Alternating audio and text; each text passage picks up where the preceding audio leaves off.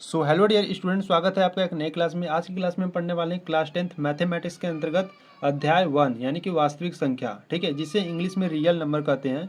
इसको हम स्टार्ट करने वाले हैं। ठीक है, वास्तविक संख्या होती क्या है और इसकी बेसिक कॉन्सेप्ट और जो प्रश्नावली 1.1 का उदाहरण है उसको हम बहुत ही अच्छे तरीके से अगले वीडियो में कंप्लीट कर चुके हैं। ठीक है, अगर उन सभी वीडियो को देखना चाहते हो तो आपको लिंक्स मिल जाएगी डिस्क्रिप्शन बॉक्स में, या आप प्लेलिस्ट को भी चेक कर सकते हो। ठीक है, ये आपका उदाहरण 2, उदाहरण 3, उदाहरण 4। ठीक है, इसमें आपको उदाहरण 4 ही तक था। ठीक है, ये सब आपके कंप्लीट हो चुके हैं। देखना है, अगर उन सभी वीडियो को आपको देखना है तो प्लेलिस्ट को चेक कर सकते हो। ठीक है, तो आज की वीडियो में हम प्रश्नावली 1.1 को पूरी तरह से समाप्त करने वाले हैं। ठीक है, इसमें कितने क्वेश्चन, इसमें 5 क्वेश्चन है। ठीक है, और पूरे क्वेश्चन को देखने वाले हैं। ठीक है, तो क्वेश्चन नंबर फर्स्ट की बात करें तो देखिए क्वेश्चन नंबर फर्स्ट क्या कहता है कि निम्नलिखित संख्याओं का HCF ज्ञात करने के लिए यूक्लिड विभाजन एल्गोरिथ्म का प्रयोग कीजिए। ठीक है, तो यूक्लिड विभाजन एल्गोरिथ्म होता क्या है ये हम बता चुके हैं। ठीक है, रिवीजन के तौर पर, ठीक है, थोड़ा सा और बता देंगे। ठीक, रिवीजन भी हो जाएगा आप लोगों का। ठीक, तो इसमें आपको दिया है, पहला दिया है 135 और 225 का HCF आपको ज्ञात करना है यूक्लिड विभाजन एल्गोरिथ्म का उपयोग कर। ठीक है, तो चलो क्वेश्चन नंबर फर्स्ट का फर्स्ट देखते हैं। ठीक है, तो यहाँ से हम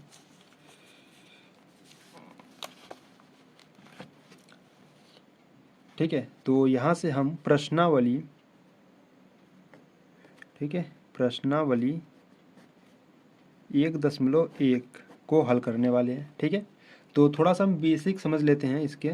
ठीक है, थोड़ा सा हम बेसिक कॉन्सेप्ट को इसको समझते हैं। देखिए, यूक्लिड विभाजन प्रमेयिका होता क्या है। ठीक है, यूक्लिड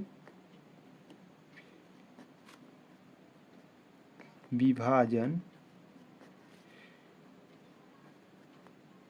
प्रमेयिका। ठीक है, यूक्लिड विभाजन प्रमेयिका की बात करें तो ये होता क्या है, ये पहले इसको समझो। देखो, यहाँ से अगर हम मान लें कि ए और बी ये आपके क्या है, पूर्णांक है। ठीक है, मान लेते हैं कि ए और बी आपके क्या है, पूर्णांक है। ठीक है, अगर ए बी से बड़ा है, ठीक है, अगर ए बी से बड़ा है तो ए बराबर क्या होगा, ए बराबर होगा BQ+R होगा। ठीक है, अच्छा, जहाँ जहाँ R का मान 0 से बड़ा या बराबर होगा, ठीक है, और B से छोटा होगा। ठीक है, A बराबर BQ+R ये होता क्या है, तो आपने क्लास 9th में पढ़ा होगा कि भैया भाज्य बराबर, ठीक है, भाज्य बराबर भाजक गुणे क्या होता है, भागफल, और प्लस में क्या होता है, शेषफल होता है। ठीक है, ये आपने क्लास 9th में पढ़ा होगा। ठीक है, भाज्य बराबर भाजक गुणे भागफल प्लस शेषफल। ठीक है, ये क्या होता है, एक सूत्र होता है। भाज्य को हम ए से प्रदर्शित करते हैं, ठीक है, भाजक को हम बी से प्रदर्शित करते हैं, और भागफल को हम क्यू से प्रदर्शित करते हैं, और प्लस शेषफल क्या है, शेषफल को हम आर से प्रदर्शित करते हैं। ठीक है, तो ए बराबर BQ+R हो जाता है। ठीक है, तो बहुत से स्टूडेंट को प्रॉब्लम होता है कि ये भाज्य, भाजक, भागफल और शेषफल होता कहाँ है। तो देखो, यहाँ से अगर हम बात करें तो यहाँ जो बीच में होता है वो आपका होता है भाज्य। ठीक है, बीच में आपका क्या होता है, भाज्य होता है, और जिससे आप देते हो, जिस संख्या से आप भाग देते हो वो यहाँ पर होता है भाजक। ठीक है, और यहाँ पर आपका भागफल होता है। ठीक है, और ये जो आप घटाते हो और जो नीचे आता है आपका वो क्या होता है, शेषफल होता है। ठीक है, तो भाज्य बराबर भाजक गुणे भागफल बटे शेषफल होता है। ठीक है, अगर इसको इस रूप में लिखना चाहते हो तो लिख लो, यहाँ पर ए होता है, ठीक है, यहाँ पर बी होता है, यहाँ पर क्यू होता है, और जो आप घटाते हो और जो नीचे आता है वो आर होता है। ठीक है, तो इस प्रकार से आप भी समझ सकते हो। ठीक, तो ये जो ए बराबर BQ+R है ये आपका क्या होता है, यूक्लिड विभाजन प्रमेयिका होता है। ठीक है, अब अगर हम बात करें एल्गोरिथ्म की, ठीक है, अगर हम बात करें एल्गोरिथ्म की तो एल्गोरिथ्म क्या होता है। ठीक है, देखिए, तो एल्गोरिथ्म की बात करें तो एल्गोरिथ्म क्या होता है, एल्गोरिथ्म एक सुपरिभाषित चरणों की एक श्रृंखला होती है। क्या होता है, सुपरिभाषित, ठीक है, एल्गोरिथ्म क्या होता है, सुपरिभाषित चरणों की, ठीक है, चरणों की एक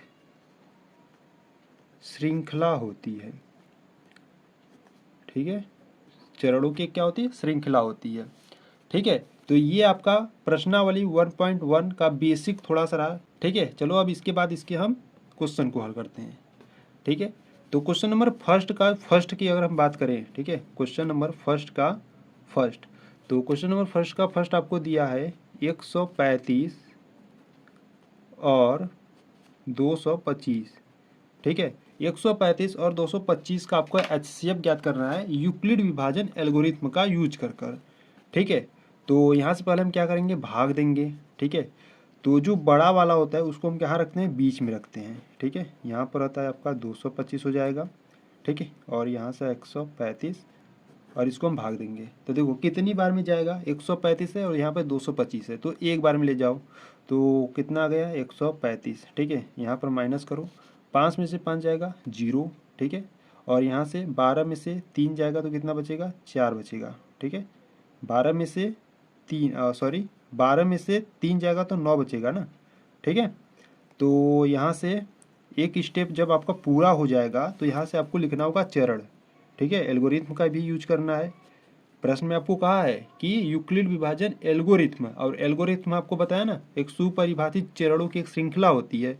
तो जब एक स्टेप हो जाए तो यहाँ पर आपको चरण लिखना होगा। किस प्रकार से लिखोगे, यहाँ पर आप चरण फर्स्ट हेडिंग बनाओगे। अब देखो यहाँ पर ये जो 225 है ये ए है, 135 बी है, जो एक है वो आपका क्यू है, और ये जो 90 है ये आपका आर यानी कि शेषफल है।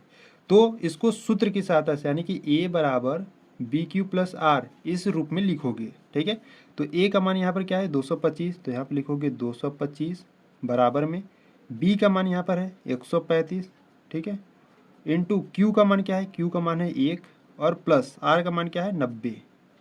ठीक है, तो इस प्रकार से चरण फर्स्ट जब आप एक स्टेप करोगे तो यहाँ पर एक चरण फर्स्ट ना कर इस प्रकार से आपको लिखना होगा। ठीक है, इसी प्रकार से सेकेंड स्टेप के लिए आगे बढ़ेंगे। तो अब ये 90 का भाग हम किस में देंगे, 135 में देंगे। ठीक है, कितनी बार ले जाओगे, एक बार ले जाओ, तो 90 कम 90। ठीक है, घटाओ कितना आएगा, देखो यहाँ से हो जाएगा 5। ठीक है, 13 में से 9 जाएगा तो बचेगा 4। ठीक है, ये आपका दूसरा स्टेप पूरा हुआ। तो यहाँ पर आप लिखोगे चरण सेकेंड। ठीक है, चरण सेकेंड में क्या लिखोगे, देखो ये ए का मान 135 है, तो यहाँ पर लिखोगे 135 बराबर 90 गुणे भागफल आपका क्या है 1 है, और बट्टे में शेषफल आपका क्या बच्चा 45, यानी कि यहाँ से लिखोगे 45। ठीक है, अब 45 का भाग किस में दोगे, 90 में दोगे। ठीक है, तो यहाँ पे लिखो 90 कितनी बार में जाएगा, 2 बार में जाएगा, तो 45 दूना 90, यहाँ से घटाओगे तो 0। ठीक है, शेषफल क्या आ गया, 0 आ गया। तो यहाँ से आप लिखोगे चरण थर्ड। चरण थर्ड में क्या लिखोगे, 90 बराबर ए का मान 90 है, बी का मान क्या है 45 है, इंटू क्यू का मान क्या है 2 है, प्लस आर का मान यानी कि जो शेषफल है वो 0 आ गया। ठीक है, जब शेषफल 0 आ जाता है, ठीक है, जब शेषफल 0 आ जाता है और जिस संख्या से, ठीक है, जिस संख्या से भाग पूरा चला जाता है वही आपका संख्या क्या होता है, HCF होता है। ठीक है, यानी कि यहाँ पे जो भाजक आपका है 45, इसकी सहायता से ये जो शेषफल है वो क्या आ गया, 0 आ गया। तो यहाँ पर ये जो भाजक में आपको मिलेगा वो आपका HCF होगा। ठीक है, तो यहाँ पर जो आपका HCF है वो कितना है, 45 है। ठीक है, तो यहाँ पर आप लिखोगे अतः 135 और 225 का जो HCF है वो कितना है, 45 है। ठीक है, इस प्रकार से आपको करना है। ठीक है, तो ये क्वेश्चन नंबर फर्स्ट का फर्स्ट हुआ है। ठीक है, चलो क्वेश्चन नंबर सेकेंड को देखते हैं। ठीक, तो क्वेश्चन नंबर सेकेंड की बात करें तो क्वेश्चन नंबर सेकेंड में आपको दिया है 196 और 38,220। ठीक है, 196 और 38,220 दिया है। ठीक है, अब इसको आपका HCF ज्ञात करना है। तो देखो पहले क्या करो, जो बड़ा है उसको बीच में रखो, यानी कि 38,220। ठीक है, और यहाँ पर क्या रहेगा 196। यहाँ से इसको दो मेथड से आप कर सकते हो, या तो डायरेक्ट कर दो या तो पहले क्या करो, देखो यहाँ पे 3 संख्या है तो 3 संख्या में एक बार लेके जाओ, ठीक है। इस प्रकार से करोगे तो थोड़ा सा लंबा जाएगा। यहाँ से क्या करो, डायरेक्ट कर दो, ठीक है। जब आप 196, ठीक है, गुणे 195 करोगे तो यही आपको संख्या मिलेगा, ठीक है। कितना मिलेगा, 38,220 मिलेगा। यहाँ से माइनस करोगे तो 0 आ जाएगा, ठीक है। यानी कि इसको फर्स्ट स्टेप में इसको आप पूरा कर सकते हो, ठीक है। तो यहाँ से आप लिखोगे चरण फर्स्ट। चरण फर्स्ट में क्या लिखोगे, चरण फर्स्ट में लिखोगे 38,220 बराबर 196, ठीक है, गुणे भागफल कितना है 195 और प्लस शेषफल क्या आ गया, 0 आ गया, ठीक है। तो यहाँ का जो इसका जो HCF होगा वो क्या होगा, तो यहाँ पे लिखोगे अतः 196 और 38,220 का जो HCF है वो कितना है, 196 है, ठीक है। ये क्वेश्चन नंबर सेकेंड आपका हुआ, ठीक है। तो चलो अब क्वेश्चन नंबर थर्ड को देख लेते हैं, ठीक है। यहाँ पर सेकेंड कंप्लीट हो गया, तो क्वेश्चन नंबर थर्ड की बात करें, ठीक है। तो यहाँ से क्वेश्चन नंबर थर्ड, ठीक है। तो क्वेश्चन नंबर थर्ड की बात करें तो देखो क्वेश्चन नंबर थर्ड में आपको दिया है 867 और 255, ठीक है, 255। इसका HCF ज्ञात करना है, तो किस प्रकार से ज्ञात करोगे, जो बड़ा है पहले उसको बीच में रखोगे, ठीक है, यानी कि वो भाज्य है आपका। तो 867, ठीक है, और 255 ये आपका भाजक है। अच्छा, 255 है, 867 है, ठीक है, कितनी बार ले जाओगे, तो यहाँ से देखो 200 है, ये 800 है, ठीक है। तो मतलब कि समझ लो 250, ठीक है। तो यहाँ से क्या करो, 3 बार ले जाओ पहले, ठीक है, 3 बार ले जाओ। तो 3 पच्चे 15 की 5, हाथ में आया 1, और 3 पच्चे 15, 1 16 की 6, ठीक है, हाथ में आया 1, और 3 दूना 6, 1 7, ठीक है, माइनस कर दो। तो 7 में से 5 जाएगा 2, 6 में से 6 जाएगा 0, 8 में से 7 जाएगा 1, ठीक है। यहाँ पर आपका फर्स्ट स्टेप कंप्लीट हुआ। तो यहाँ से आप क्या लिखोगे, चरण फर्स्ट, ठीक है, चरण फर्स्ट। चरण फर्स्ट में क्या लिखोगे, 867 बराबर 255 गुणे 3 प्लस 102, ठीक है। अब यहाँ पर 102 का भाग हम किस में देंगे, 255 में देंगे। कितनी बार जाएगा, 2 बार जाएगा, ठीक है। तो 2 दूना 4 हो गया, और यहाँ पर 0 आ जाएगा, 2 1 कम 2, माइनस कर दो। देखो 255 में से 204 घटाओगे तो कितना आएगा, 51 आएगा, ठीक है। सेकेंड स्टेप कंप्लीट हुआ। तो यहाँ पर आप लिखोगे चरण सेकेंड। चरण सेकेंड में क्या लिखोगे, लिखोगे आप 255 बराबर 102 गुणे 2 प्लस शेषफल कितना बचा, 51 बचा, ठीक है। अब 51 का भाग आप किस में दोगे, 102 में दोगे। कितनी बार ले जाओ, कितनी बार में जाएगा, तो 2 बार में पूरा चला जाएगा, ठीक है। तो 2 1 कम 2, और 2 पच्चे 10, और माइनस करो, शेषफल क्या आ गया, 0 आ गया, ठीक है। तो यहाँ पर आप लिखोगे चरण थर्ड, ठीक है, चरण थर्ड। चरण थर्ड में आप लिखोगे 102 बराबर बराबर भाजक आपका कितना है, 51 है, गुणे भागफल है 2 प्लस शेषफल 0, ठीक है। तो इसका जो HCF कितना होगा, 51 होगा, ठीक है। तो इसका जो HCF होगा वो कितना होगा, 51 होगा, ठीक है। तो यहाँ से आप लिख सकते हो अतः 867 और 255 का जो HCF है वो कितना है, 51 है, ठीक है, इस प्रकार से, ठीक। तो इस प्रकार से जो आपका क्वेश्चन नंबर फर्स्ट में जो 3 सवाल थे वो आपका कंप्लीट हुआ, ठीक है। अब चलो क्वेश्चन नंबर सेकेंड को देखते हैं, ठीक है। तो देखो यहाँ पर अगर क्वेश्चन नंबर सेकेंड की बात करें तो क्वेश्चन नंबर सेकेंड में करा है कि दर्शाइए कि कोई भी धनात्मक विषम पूर्णांक 6q+1 या 6q+3 या 6q+5 के रूप का होता है जहाँ q कोई पूर्णांक है, ठीक है। आपको दर्शाना है यानी कि सिद्ध करना है कि जो धनात्मक विषम पूर्णांक है ये 1 2 3, ठीक है, इसके रूप का होता है कि नहीं, ये आपको सिद्ध करना है, ठीक है। तो चलो सिद्ध करते हैं। बहुत ही सिंपल सवाल है और इम्पॉर्टेंट भी है, ठीक है, इसको ध्यान देना, ठीक। तो यहाँ से हम क्वेश्चन नंबर सेकेंड को हल करने वाले हैं, ठीक है। देखो जो दिया पहले उससे आप लिख लो, ठीक है। तो आपको दिया क्या है, तो यहाँ से आप लिखोगे प्रश्नानुसार दिया है, ठीक है, प्रश्नानुसार दिया है। आपको क्या दिया है, आपको देखो धनात्मक विषम पूर्णांक दिया है। ठीक है, तो यहाँ से अगर हम बात करें धनात्मक विषम पूर्णांक, ठीक है, धनात्मक विषम पूर्णांक आपको क्या क्या दिया है, 6q+1 दिया है, ठीक है, या 6q+3 दिया है, या 6q+5 दिया है। ठीक है, और इसी के रूप में हमको ये सिद्ध करना है। ठीक है, तो देखो 6q+1, 6q+3, 6q+5, यानी कि सब में जो q का गुणांक है वो क्या है, 6 है। ठीक है, और आप सूत्र जानते हो a बराबर bq+r। ठीक है, a बराबर bq+r, और यहाँ पर जो q का गुणांक होता है b होता है। ठीक है, तो b का q का गुणांक यहाँ पर b है, और यहाँ पर q का गुणांक 6 है। तो यहाँ से आप कह सकते हो कि b का मान 6 है। ठीक है, तो यहाँ से b का मान क्या है, 6 है। ठीक है, अगर b का मान 6 है तो r का मान कितना होगा। ठीक है, r का मान कितना होगा, 6 से कम होगा। क्यों, क्योंकि आप जानते हो कि जो r का मान होता है वो 0 या 0, देखो 0 से बड़ा या बराबर होता है। ठीक है, और b से छोटा होता है। ठीक है, तो यहाँ से b का मान अगर 6 है तो r का मान आपका होगा 0 होगा, 1 होगा, 2 होगा, 3 होगा, 4 होगा, 5 होगा। ठीक है, 6 से कम ही होगा। ठीक, तो यहाँ से आप r का मान निकाल लिए। ठीक, और यहाँ से b का मान निकाल लिए। तो यहाँ से आपको क्या करना है, अब लिखो केस फर्स्ट। अब आपको r का मान 0 रखो, एक बार 1 रखोगे, एक बार 3। ठीक है, इसी प्रकार से आपको रखना है। ठीक है, केस फर्स्ट में यदि r बराबर, केस फर्स्ट में क्या लिखोगे, यदि r बराबर 0 लेने पर।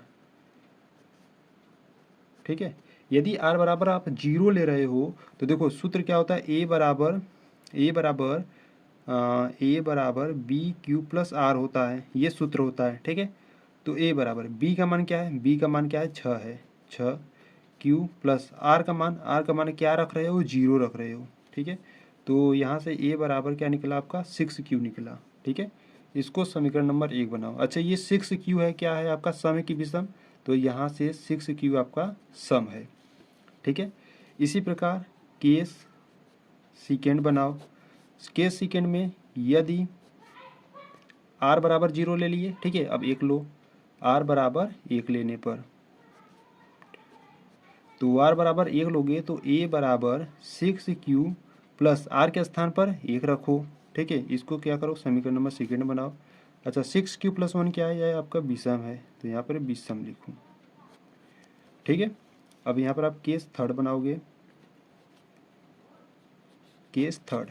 ठीक है, केस थर्ड में क्या लिखोगे, r बराबर 2 लेने पर।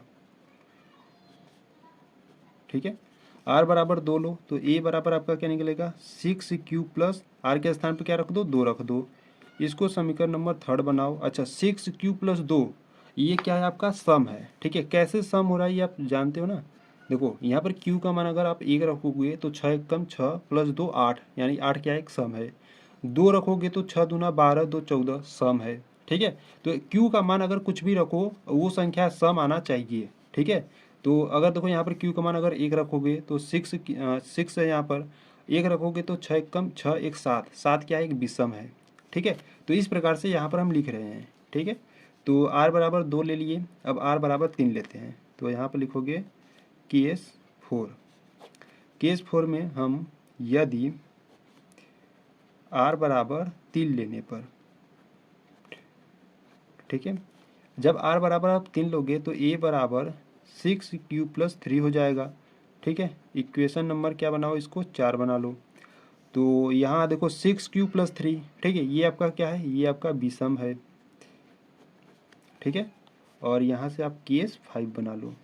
केस 5 में यदि r का मान 4 लेने पर, ठीक है, 4 लो तो a बराबर क्या निकलेगा आपका, 6q+r के स्थान पर 4 रख दो, ये समीकरण नंबर 5 हो गया। अच्छा, 6q+4 ये आपका क्या है, सम है। ठीक है, ठीक, अब यहाँ पर आपका केस 6 बनेगा। ठीक है, केस 6 में क्या रखोगे, यदि r बराबर 5 लेने पर, ठीक है, r बराबर 5 लेने पर, तो a बराबर 6q+5 हो जाएगा। समीकरण नंबर 6 बना लो। अच्छा जी, 6q+5 ये आपका क्या है, ये आपका विषम है। ठीक है, तो यहाँ से आपको क्या आपको प्रूव करना था, आपको ये प्रूव करना कि एक धनात्मक विषम पूर्णांक 6q+1, 6q+3, 6q+5 के रूप का होता है। तो यहाँ से ध्यान से देखो, 6q+1 समीकरण 2 से मिला, ठीक है, और 6q+3 समीकरण 4 से मिला, और 6q+5 समीकरण नंबर 6 से मिला। ठीक है, तो यहाँ पर आप क्या लिखोगे, यहाँ पर आप लिखोगे अतः समीकरण 6q+1 किससे, समीकरण 2, अतः समीकरण 2 व समीकरण 4 व समीकरण 6 से। ठीक है, समीकरण 2, 4, 6 से हम कह सकते हैं, ठीक है, से हम कह सकते हैं कि जो 6q+1 या 6q+3 या 6q+5 के रूप का हो सकता है, के रूप का हो सकता है। ठीक है, ठीक इस प्रकार से आपको ये प्रूव करना था। ठीक है, तो जो क्वेश्चन नंबर सेकेंड था, आपको कुछ नहीं करना था, बस आपको ये ध्यान देना था, आपको देखो दिया क्या है, आपको दिया है धनात्मक विषम पूर्णांक, आपको देखो दिया है 6q+1 दिया है। ठीक है, q का गुणांक देखो 6 है, तो यहाँ से b का मान निकाल लोगे। ठीक है, b का मान निकालोगे तो यहाँ से r का भी मान निकल जाएगा। बस आपको ये ध्यान देना है, अगर b का मान अगर 6 है तो r का मान 5 तक होगा, यानी कि b से क्या होगा, कम होगा। ठीक है, इस सूत्र के साथ से आप समझ सकते हो। ठीक है, अब r का मान निकालने के बाद r का मान 0 रखो, फिर 1 रखो, जितना r का मान निकलेगा उसी प्रकार से इस प्रकार से आपको रखते जाना है और इस प्रकार से समीकरण बनाते जाना है। ठीक है, और आपको जो प्रूव करना है, देखो यहाँ पे 6q+1 है, 6q+3 और 6q+5 है, तो इन समीकरण में जो जहाँ जहाँ आपको मिल रहा है तो उन समीकरण से आप कह सकते हो कि ये इसके रूप का हो सकता है। ठीक है, तो यहाँ पर जो क्वेश्चन नंबर सेकेंड था बहुत ही अच्छे तरीके से और सिंपल मेथड से ये है। ठीक है, कंप्लीट हुआ। तो चलो क्वेश्चन नंबर अब थर्ड को देखते हैं। ठीक है, तो देखो यहाँ से क्वेश्चन नंबर थर्ड की बात करें तो क्वेश्चन नंबर थर्ड करा है कि किसी परेड में 616 सदस्यों वाली एक सेना यानी कि आर्मी की टुकड़ी को 32 सदस्यों वाली एक आर्मी बैंड के पीछे मार्च करना है।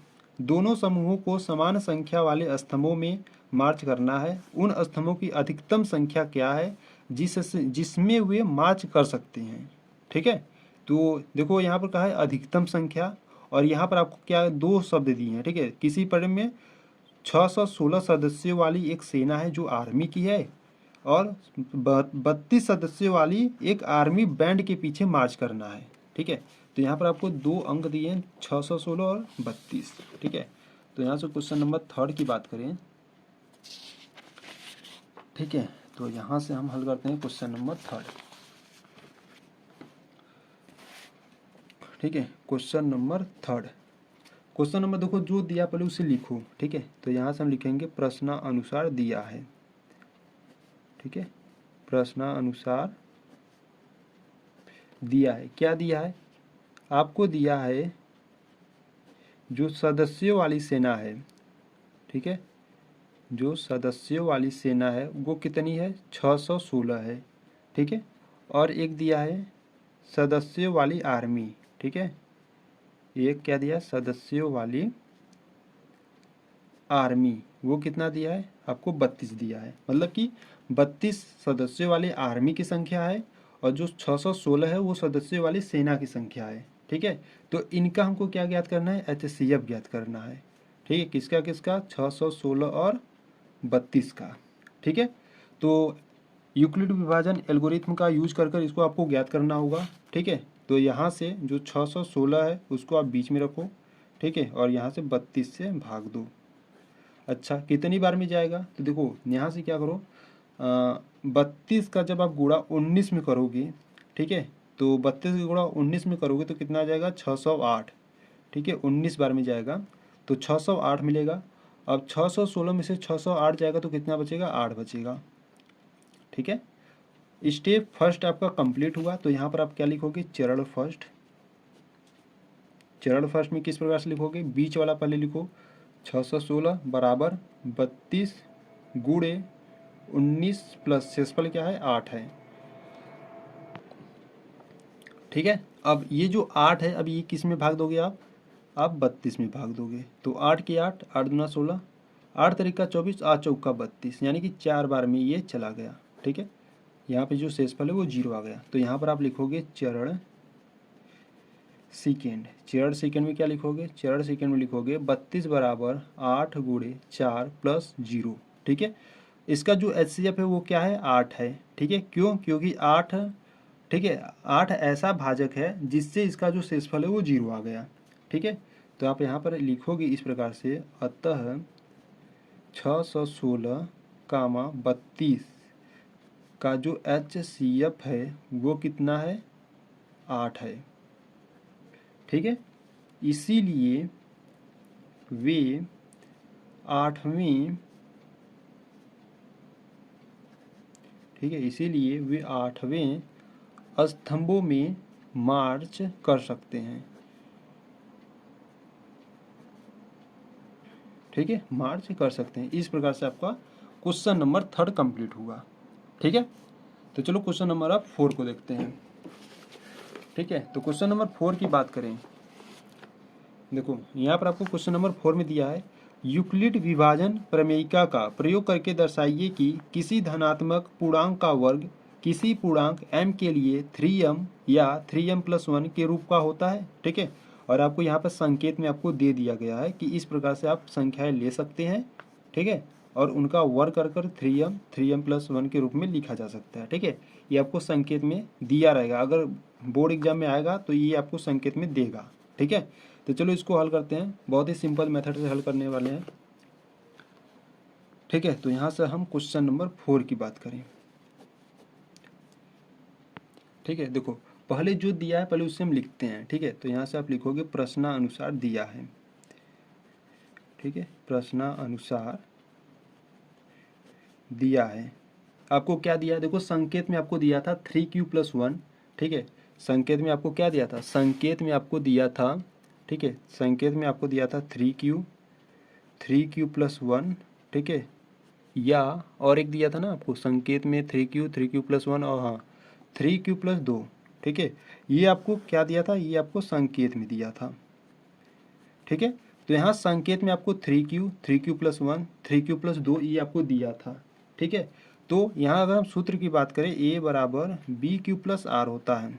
ठीक है, b का गुणांक q का गुणांक b है। ठीक है, और यहाँ पर q का गुणांक 3 है, यानी कि आप कह सकते हो कि जो b का मान है वो क्या है 3 है। ठीक है, अगर b का मान 3 है तो r का मान क्या हो सकता है, r का मान हो सकता है 0 1 2 हो सकता है। ठीक है, क्यों, क्योंकि यहाँ से जो r का मान होता है वो 0 से बड़ा या बराबर होता है। ठीक है, और b से छोटा होता है। ठीक, तो पहले हम क्या करेंगे, केस फर्स्ट बनाएंगे, r बराबर 0 रखेंगे। ठीक है, तो यहाँ से हम लिखेंगे केस फर्स्ट जब r बराबर 0 हो। ठीक है, जब r बराबर 0 हो, r बराबर 0 यानी कि हम यहाँ से लिखेंगे a बराबर, देखो यहाँ पे क्या था 3q था ना, तो यहाँ पर लिखेंगे 3q प्लस r होता है, तो r का मान यहाँ पर हम 0 रखेंगे। ठीक है, यानी कि a बराबर हमको क्या मिला 3q मिला। ठीक है, और प्रश्न में आपको कहा था यूक्लिड विभाजन प्रमेयिका का प्रयोग करके दर्शाइए कि किसी धनात्मक पूर्णांक का वर्ग, ठीक है, वर्ग कहा गया है प्रश्न में आपको, तो यहाँ से आपको दोनों पक्षों का वर्ग करना होगा। ठीक है, तो यहाँ से आप लिखोगे दोनों पक्षों का वर्ग करने पर।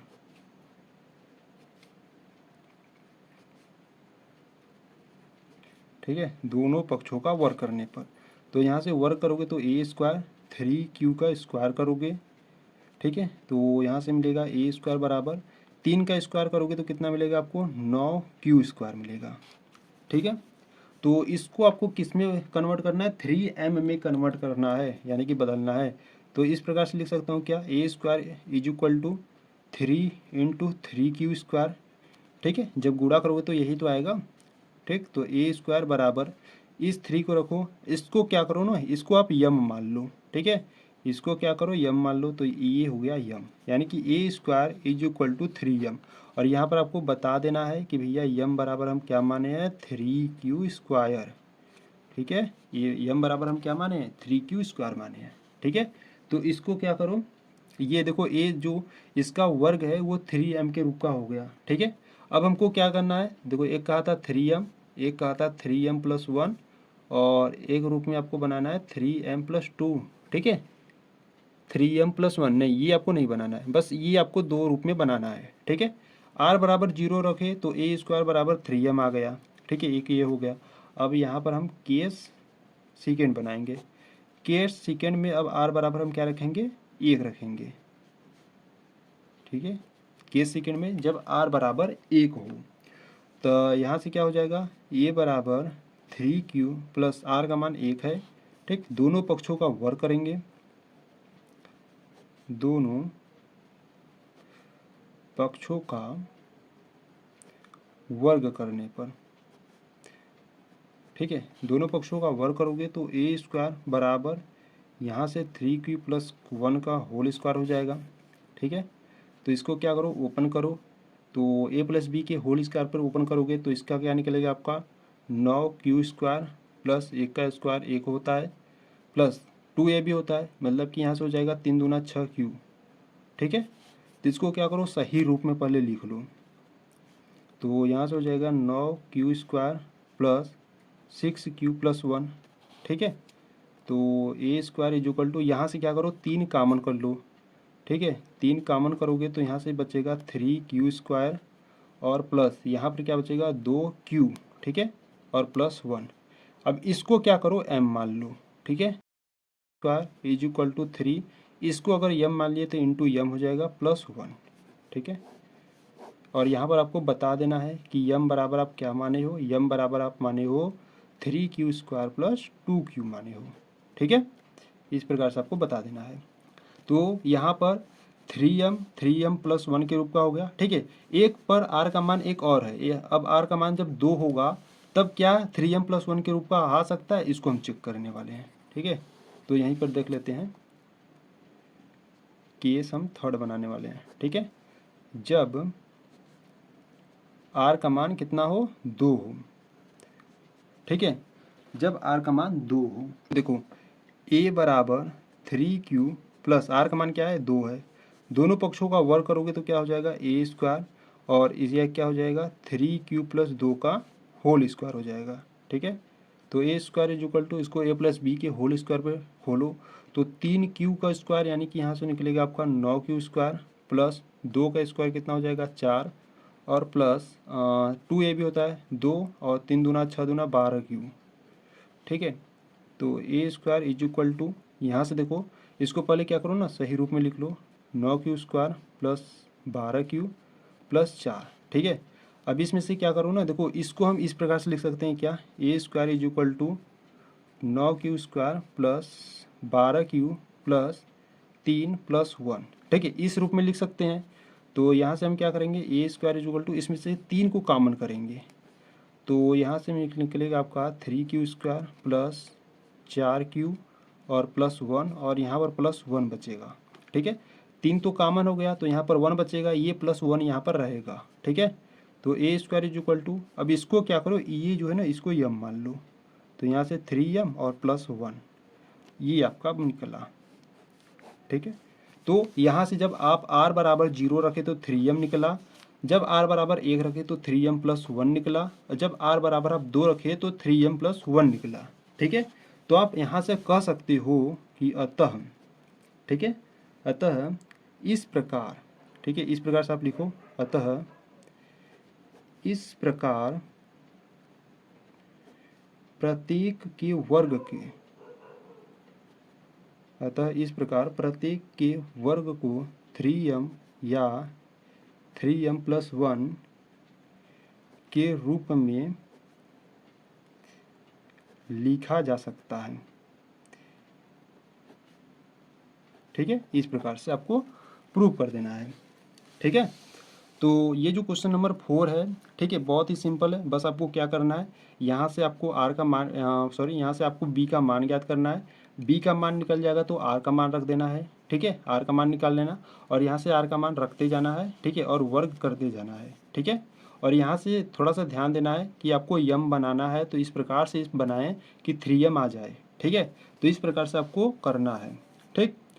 तो अगर कुछ भी डाउट है तो वीडियो को थोड़ा सा बैक करो और फिर से देखो, ठीक है। तो यहाँ पर जो क्वेश्चन नंबर आपका 4 था वो कंप्लीट हुआ। अब क्वेश्चन नंबर 5 को देखने वाले हैं, ठीक है। तो चलो क्वेश्चन नंबर 5 को देखते हैं। देखिए, ठीक है। तो यहाँ पर अगर हम क्वेश्चन नंबर 5 की बात करें तो देखिए क्या करा है, यूक्लिड विभाजन प्रमेयिका का प्रयोग करके दर्शाइए कि किसी धनात्मक पूर्णांक का घन 9m 9m+1 या 9m+8 के रूप का होता है, ठीक है। तो क्या करना है, ये जो क्वेश्चन नंबर 5 है ये क्वेश्चन नंबर 4 से रिलेटेड है, ठीक है। अगर आपको क्वेश्चन नंबर 4 अच्छे तरीके से समझ में आ गया तो क्वेश्चन नंबर 5 में कुछ है ही नहीं, ठीक है। वही है, बस आपको क्या करना है, यहाँ पर देखो उसमें कहा था वर्क करने के लिए, इसमें कह दिया घन करने के लिए, ठीक है। बस सेम एकदम क्वेश्चन नंबर 4 की तरह है, ठीक है। तो चलो हल करते हैं क्वेश्चन नंबर 5 को, ठीक है। ठीक है, तो क्वेश्चन नंबर 5 में देखो पहले जो दिया पहले हम उसे लिख लेते हैं, ठीक है। ठीक है, तो यहाँ से हम हल करने वाले हैं क्वेश्चन नंबर 5 को, ठीक है। तो यहाँ से देखो आपको क्या क्या दिया था, आपको दिया था 9m, ठीक है, और 9m+1, ठीक है, या 9m+8, इसके रूप में आपको क्या करना है, बनाना है, ठीक है। तो पहले आप मान लो, ठीक है, माना q क्या है आपका, कोई धनात्मक पूर्णांक है, ठीक है। माना q कोई धनात्मक पूर्णांक है, ठीक है। तो माना q कोई आपका क्या है, धनात्मक पूर्णांक है, ठीक है। तो देखो क्वेश्चन नंबर 4 में आपको क्या दिया था, क्वेश्चन नंबर 4 में आप ध्यान दो, क्वेश्चन नंबर 4 में आपको दिया था 3q+1 और, ठीक है, यही दिया था ना आपको, 3q+1 दिया था, ठीक है। यानी कि यहाँ पे q का गुणांक 3 है, ठीक है, और a बराबर bq+r से तुलना करोगे तो यहाँ से जो b का मान निकलेगा वो क्या निकलेगा, b का मान 3 निकलेगा, ठीक है। तो यहाँ से जो b का मान है वो 3 है, तो जब r का मान यहाँ से क्या हो जाएगा, r का मान हो जाएगा आपका 0 1 2 हो जाएगा, ठीक है। तो यहाँ से a बराबर 3q+r, ठीक है, समीकरण नंबर 1 बनाओ। अब यहाँ पर आपको क्या करना है, r बराबर 0 रखना है, r बराबर एक बार 1 रखो, एक r बराबर 2 रखो एक बार, ठीक है। तो यहाँ से हम केस फर्स्ट बनाते हैं, ठीक है। केस फर्स्ट, यदि r बराबर क्या हो, 0 हो, यदि r बराबर 0 होगा तो a बराबर 3q+ r के स्थान पे 0 रखो, ठीक है। तो a बराबर आपको क्या मिलेगा, 3q मिलेगा, ठीक है। प्रश्न में आपसे कहा था कि क्या करने के लिए, घन करने के लिए कहा था, ठीक है। तो दोनों पक्षों का क्या करोगे, घन करोगे। तो यहाँ से आप लिखोगे कि दोनों पक्षों का, ठीक है, दोनों पक्षों का घन करने पर, दोनों पक्षों का घन करो यानी कि क्यूब करो, ठीक है। तो यहाँ से क्या निकलेगा, a³ इज इक्वल टू, यहाँ पे 3q है तो यहाँ पे 3q का घन यानी कि क्यूब करो। तो a³ इज इक्वल टू 3 का करो, देखो 3 का क्यूब कितना होता है, 3 का क्यूब 27 होता है, यानी कि 3 का गुणा 3 बार करो, ठीक है। और यहाँ से क्यूब, ठीक है, यानी कि क्यूब का क्यूब है, क्यू का क्यूब है, ठीक है, यानी कि क्यू का क्यूब है, ठीक है। तो यहाँ से देखो आपको क्या बनाना है, आपको क्या यहाँ पर बनाना है, आपको 9m बनाना है, ठीक है। तो कैसे 9m बनाओगे, तो यहाँ से लिखोगे a³ इज इक्वल टू, यहाँ से क्या करो ना, 9 कॉमन कर लो, ठीक है। 9 कॉमन करोगे तो यहाँ पर क्या बचेगा, 3q³ बचेगा, ठीक है। अब इसको क्या करो, आप m मान लो, ठीक है। तो a³ इज इक्वल टू 9 और इसको आप क्या मान लिए, m मान लिए, ठीक है। तो a³ is equal to 9m आपका निकल गया, ठीक है। तो यहाँ पर आपको बता देना है कि जो m बराबर आप क्या माने हो, m बराबर आप 3q³ माने हो, ठीक है। इसी प्रकार केस सेकेंड बनाएंगे हम, ठीक है। केस सेकेंड में क्या रखेंगे हम, यदि r बराबर 1 हो, ठीक है। यदि r बराबर 1 होगा तो यहाँ से हो जाएगा a बराबर 3q+ r के स्थान पर 1 रख दो, दोनों पक्षों का क्या करोगे, घन करोगे। तो यहाँ से आप लिखोगे दोनों पक्षों का घन करने पर, ठीक है। तो दोनों पक्षों का घन करोगे तो यहाँ से हो जाएगा a³ और इसका हो जाएगा 3q+1 का क्यूब हो जाएगा, ठीक है। तो A cube is equal to, देखो यहाँ पर ए प्लस बी के होल क्यूब पर आपको खोलना है इसको, ठीक है। तो सूत्र मैं आपको बता देता हूँ, ए प्लस बी का जो होल क्यूब होता है वो क्या होता है, ए क्यूब होता है प्लस बी क्यूब होता है प्लस, ठीक है, तो A cube plus B cube plus 3ab, ठीक है। और कोष्टक में क्या होता है, ए प्लस बी होता है, ठीक है।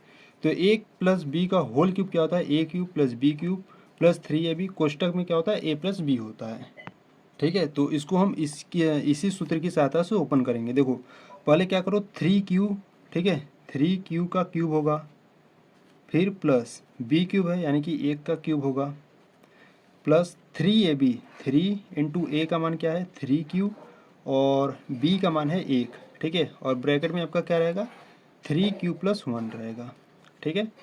तो A cube is equal to 3 का क्यूब करोगे तो 27, और यहाँ से q का क्यूब हो जाएगा, प्लस 1 का क्यूब 1, प्लस देखो 3 त्रिक के 9, 3 त्रिक के 9 क्यूब, 1 का गुणा करोगे तो वही तो आएगा, ठीक है। और यहाँ से 3q प्लस 1, इसका क्या करो, अंदर गुणा करा दो।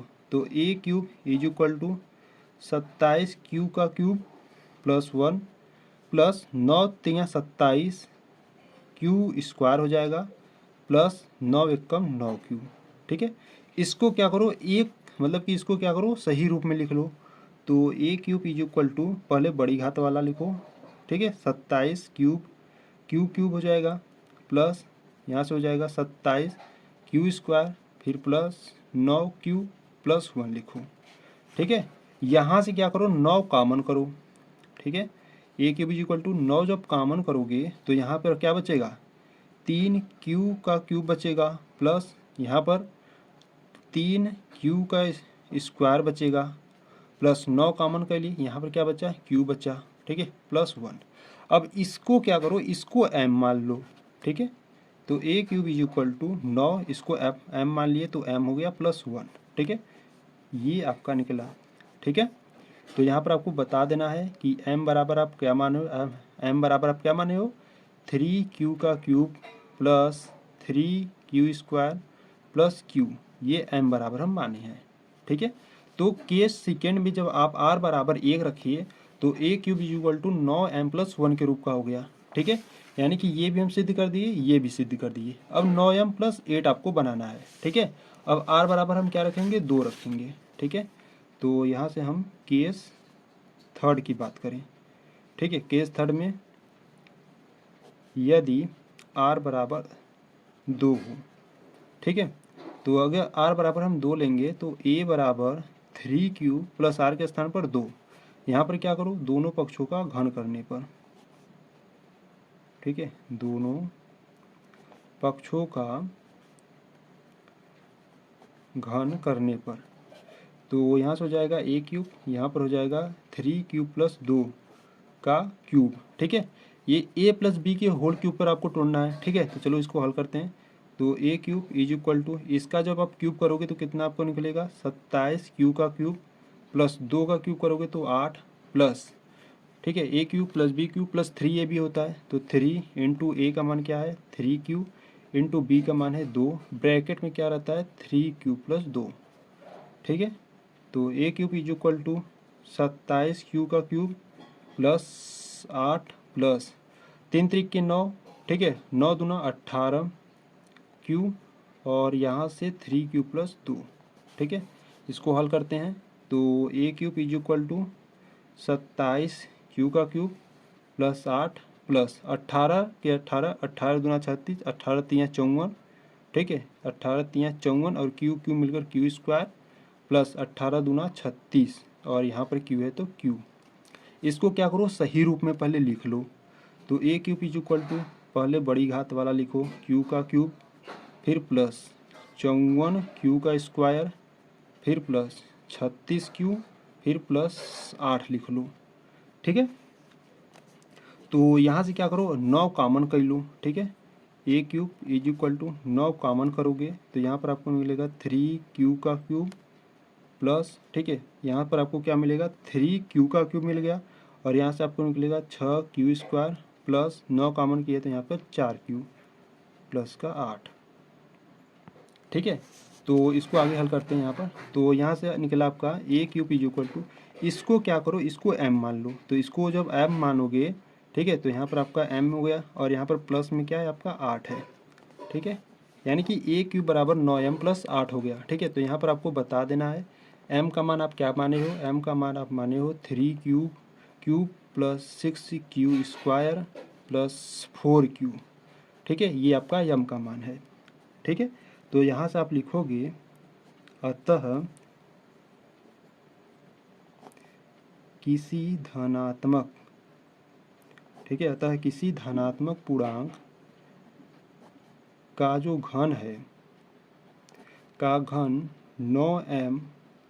9m प्लस 1 या 9m प्लस 8 के रूप का हो सकता है, ठीक है, के रूप का हो सकता है, ठीक है। तो इस प्रकार से आपको प्रूव करना था, ठीक है। देखिए प्रश्न में क्या था, प्रश्न में आपको कहा था कि 9m प्लस 1 9m प्लस 8 के रूप में, ये मतलब ये तीनों रूप में आपको क्या करना था, आपको दर्शाना था। तो क्वेश्चन नंबर 4 में अभी आपने सिद्ध किया था 3q प्लस 1, ठीक है, इन दोनों का आपने यूज किया था क्वेश्चन नंबर 4 में। तो उन्हीं का हम यूज कर लिए क्वेश्चन नंबर 5 में, ठीक है। यहाँ से हम b का मान निकाल लिए, 3 आ गया, ठीक है। अगर b का मान 3 आ गया तो r का मान क्या हो सकता है आपका 0 1 2 हो सकता है, ठीक है। अब एक बार r बराबर 0 रखें, एक बार r बराबर 1 रखें, एक बार r बराबर 2 रखें और उन सभी का क्या कर दिए, घन कर दिए। तो आपको यहाँ से a cube is equal to 9q निकल गया, ठीक है। और एक बार a cube is equal to 9m plus 1 निकल गया, ठीक है। a cube is equal to 9m निकल गया, a cube is equal to 9m plus 1 और यहाँ पर एक बार a cube is equal to 9m plus 8 निकल गया, ठीक है, यानी कि इसके रूप का हो सकता है, ठीक है। तो इस प्रकार से आपको क्वेश्चन नंबर 5 को हल करना है। तो कुछ भी डाउट है तो थोड़ा सा वीडियो को बैक करो और फिर से देखो, ठीक है। तो यहाँ पर जो क्वेश्चन नंबर 5 है वो आपका कंप्लीट हुआ, ठीक है। इस प्रश्नावली में आपके टोटल 5 ही क्वेश्चन थे, ठीक है, यानी कि ये जो प्रश्नावली 1.1 है ये आपका पूरी तरह से समाप्त हुआ, ठीक है। तो चलो मिलते हैं नेक्स्ट वीडियो में, तब तक के लिए जय हिंद जय भारत।